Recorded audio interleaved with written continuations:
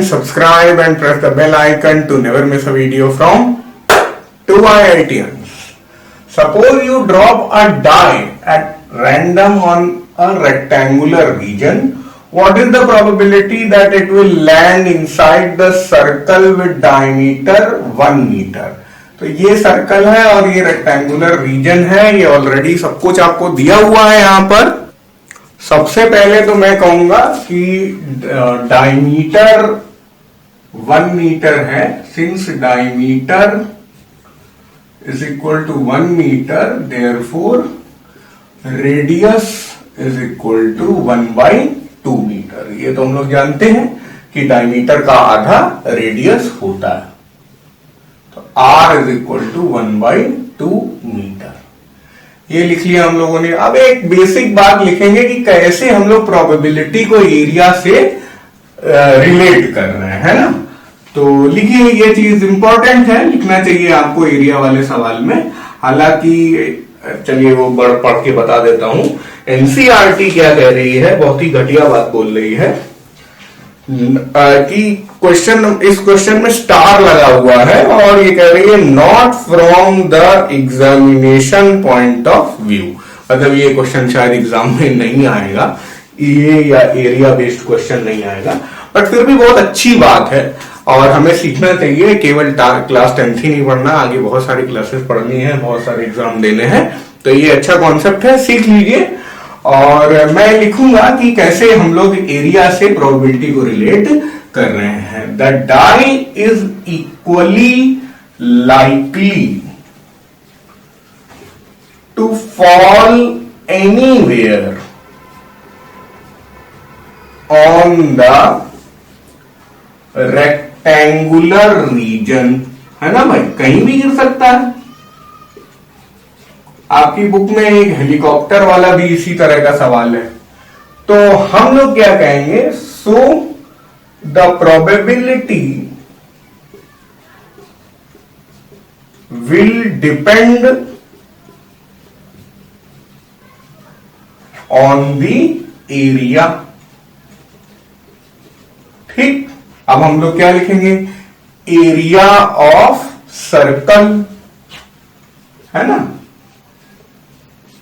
भाई। क्या है कि कहीं पे भी गिर रहा है तो यहां भी गिर सकता है, यहां भी कहीं पे भी गिर सकता है। तो एरिया जैसे जैसे बढ़ता जाएगा वैसे वैसे प्रोबेबिलिटी बढ़ती जाएगी। उसी तरह वॉल्यूम पे भी डिपेंड करती है। तो अगर मान लीजिए किसी कमरे में कोई कीड़ा उड़ रहा है और उसमें कोई एरिया वॉल्यूम डिफाइन कर दिया जाए कि इस रीजन में आएगा क्या, तब आप वॉल्यूम पे कर लीजिएगा। ऐसा सवाल आपके एनसीईआरटी में नहीं है, बट बन सकता है। आप क्लास 10th में, 10th लेवल में, ओलंपियाड वगैरह में पूछ सकते हैं। ओके, तो एरिया ऑफ सर्कल क्या होता है, पाई आर स्क्वायर। हमारा आर कितना है, 1/2, तो पाई इंटू 1/2 का होल स्क्वायर क्या हो जाएगा, π/4 मीटर स्क्वायर। आंसर पाई में ही छोड़ दीजिए, उन्होंने एनसीईआरटी ने भी यही किया है। एरिया ऑफ रेक्टेंगल अपना सैंपल स्पेस है, वहां पे हम लोग डाई फेंक रहे हैं। L इंटू बी क्या है, यहां पे लिख लीजिए, L is equal to 3 metre, R is equal to 1/2 metre, B is equal to 2 metre. L length है, B ब्रेथ है, वही नॉर्मल नाम है जो मेंसुरेशन में होते हैं। ये हो गया 6 मीटर स्क्वायर। अब क्या है, अच्छा यहाँ पे डाई फेंका जा रहा है, लेकिन ये फालतू में डाई है, आप बॉल भी बोल सकते थे, लेकिन डाई क्या है, फेंकेंगे तो वहीं गिर जाएगा, बॉल रखते हुए इधर उधर चली जाएगी शायद ये कॉन्सेप्ट है। बट यहाँ पे डाई का 6 फेसेस का कोई काम नहीं है, तो ये कंफ्यूजन में मत आइए बिल्कुल भी। ओके, तो अब ये हो गया।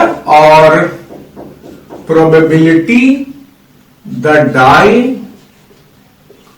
will land inside the circle is equal to area of circle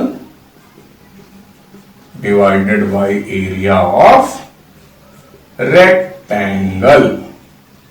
area of circle क्या हम लोगों ने निकाला था, π/4 डिवाइडेड बाई 6।